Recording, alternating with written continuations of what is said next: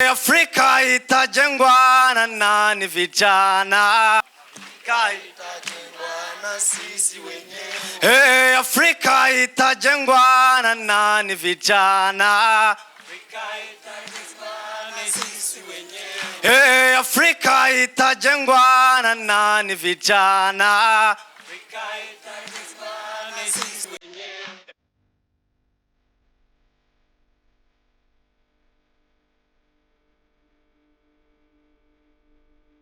Representing the youth in the government. I am particularly pleased with the theme leading with Ubuntu, the African youth transforming the continent.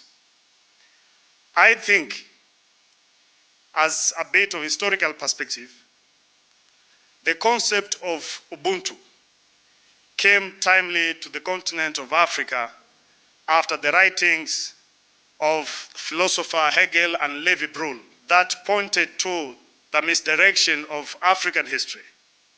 And as a reaction, African philosophers, better known as ethno-philosophers, gathered to give different contexts of Africa's history and philosophy. If it were not for Kwasi Wiredu with the concept of consensual democracy from Ghana, then it was Bernard Montolino with personhood from South Africa.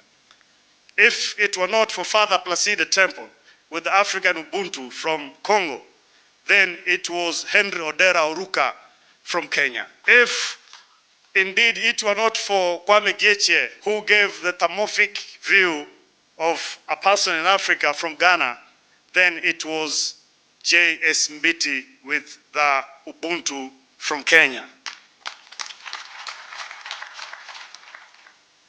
The concept of Ubuntu, contrary to a popular view, is not limited to the communitarian view of our well-being as Africa. It goes beyond communism. It goes beyond interconnectedness to talk about love, to talk about empathy, to talk about communal resilience. And it gives me immense pleasure that Core Africa, with all the partners, chose Ubuntu as the main theme of this conference. The young person in the 21st century today, with the exposure of technology, is a problem solver and a co-creator. And that is the generation I am proud to stand before and other than being part of. So thank you so much, Core Africa, for this. I believe that the young people of Africa today, as has been intimated here, are not a problem to be solved, but an opportunity that can turbocharge, of course, with the partnership of the experience of all our old people in Africa, through the sage philosophy of Henry Odera Oruka, we can partner, we can bring a deliberate partnership where those who have the necessary experience, otherwise called the sage, and the young people who, by virtue of our age, have the energy. This is the energy that we need to turbocharge our development here, not only here in Kenya, but even all other African countries here present.